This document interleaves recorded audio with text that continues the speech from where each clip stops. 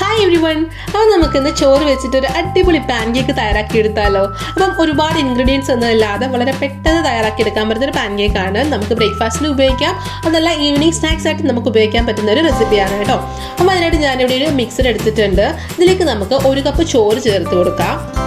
ഇനി നമുക്ക് ഈ ചോറ് നന്നായിട്ടൊന്ന് അരച്ചെടുത്തിട്ട് വന്നാലോ. അപ്പോൾ ഇത് നമ്മൾ ചോറ് നന്നായിട്ട് അരച്ചെടുത്തിട്ടുണ്ട്. അപ്പം നമുക്ക് അരച്ചെടുത്ത ചോറ് ഒരു ബൗളിലേക്ക് മാറ്റാം.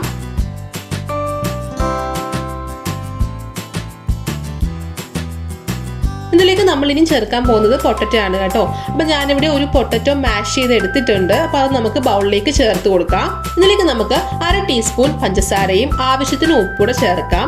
അതുപോലെ ഇനി വേണ്ടത് അരിപ്പൊടിയാണ്. 3 ടേബിൾ സ്പൂൺ അരിപ്പൊടിയും കൂടി ചേർത്തിട്ട് നമുക്ക് നന്നായിട്ടൊന്ന് മിക്സ് ചെയ്തെടുക്കാം.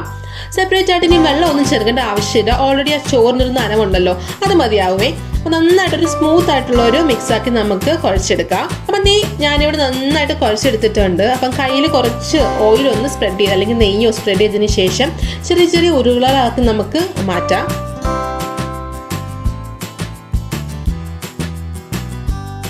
അപ്പോൾ ഞാനിവിടെ നന്നായിട്ട് ഉരുട്ടി എടുത്തിട്ടുണ്ട്. ഇനി നമുക്ക് കയ്യിൽ വെച്ചിട്ട് നന്നായിട്ടൊന്ന് പ്രസ് ചെയ്ത് കൊടുക്കാം. കുറച്ച് പരത്തി എടുക്കാം കേട്ടോ. നമുക്ക് കയ്യിൽ വെച്ച് തന്നെ പരത്തി എടുത്താൽ മതിയേ. എന്നിട്ട് അതിൻ്റെ ഉള്ളിലായിട്ട് നമുക്ക് കുറച്ച് ചീസ് വെച്ച് കൊടുക്കാം. അപ്പം ക്യൂബായിട്ടുള്ള ചീസ് ബ്ലോക്കിനെ ചെറുതായിട്ടൊന്ന് ക്യൂബ്സ് ആക്കിയിട്ട് അതിനുള്ളിൽ വെച്ചാൽ മതി.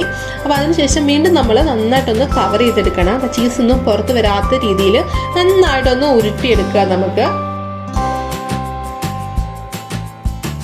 അപ്പോൾ ക്രാക്കൊന്നും ഇല്ലാതിരിക്കാൻ പ്രത്യേകം ശ്രദ്ധിക്കണം കേട്ടോ. അതിനുശേഷം വീണ്ടും നമുക്കൊന്ന് പരത്തി കൊടുക്കാം. അപ്പോൾ ചീസെല്ലാം ഉള്ളിലാണ്, അതിന് പുറത്തായിട്ടാണ് നമ്മുടെ ഈ റൈസിൻ്റെ മിക്സ് ഉള്ളത് കേട്ടോ. അപ്പോൾ ചീസൊന്നും വരാത്ത രീതിയിൽ ക്രാക്കൊന്നും ഇല്ലാതെ നന്നായിട്ട് ഒന്നുകൂടെ ഒന്ന് പരത്തിയെടുക്കാം. കേട്ടോ, ഷേപ്പ് കണ്ടോ, നല്ല റൗണ്ട് ഷേപ്പിലായിട്ടുണ്ട്. ഇനി നമുക്കൊന്ന് ടോസ്റ്റ് ചെയ്തെടുക്കാം. അപ്പം അതിനായിട്ട് ഞാൻ പാൻ എടുത്തിട്ടുണ്ട്. പാനിലേക്ക് നമുക്ക് അല്പം ഓയിൽ ചേർത്ത് കൊടുക്കാം. ഇതിലേക്ക് നമ്മൾ തയ്യാറാക്കിയിട്ടുള്ള പാൻകേക്ക് ഓരോന്നായിട്ട് നമുക്ക് ഇട്ട് കൊടുക്കാമേ. അപ്പം നമ്മൾ ഡീപ് ഫ്രൈ ചെയ്യുന്നില്ല, നമ്മൾ ഷാലോ ഫ്രൈ, കുറച്ച് ഓയിൽ ഒഴിച്ച് നമ്മളൊന്ന് ഷാലോ ഫ്രൈ ചെയ്തെടുക്കുന്നതേ ഉള്ളൂ. ഒന്ന് മീഡിയം ഫ്ലെയിമിലാക്കി വെക്കാൻ പ്രത്യേകം ശ്രദ്ധിക്കണം കേട്ടോ. എന്നാലും നമുക്ക് പ്രോപ്പറായിട്ടൊന്ന് കുക്ക് ചെയ്ത് കിട്ടത്തല്ലേ.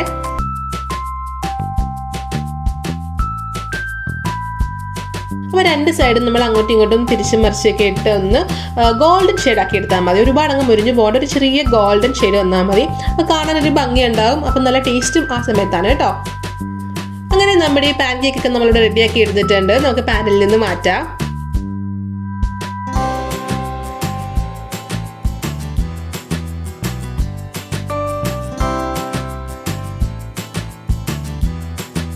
അങ്ങനെ നമ്മുടെ ഈ സൂപ്പർ ടേസ്റ്റി ആയിട്ടുള്ള റൈസ് പാൻകേക്ക് റെഡി ആയിരിക്കുകയാണ്.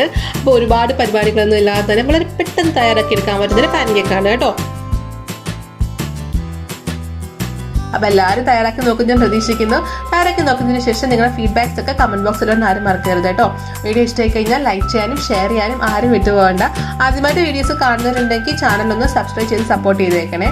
ഇതുപോലത്തെ നല്ല നല്ല റെസിപ്പീസ്, നല്ല വെറൈറ്റി റെസിപ്പീസുമായിട്ട് നമുക്ക് വീണ്ടും കാണാം. അതുവരെ ബൈ, ടേക്ക് കെയർ. രുചിയുടെ വർണ്ണങ്ങൾ നിങ്ങളുടെ മനസ്സ് നിറയ്ക്കട്ടെ. സ്നേഹത്തോടെ.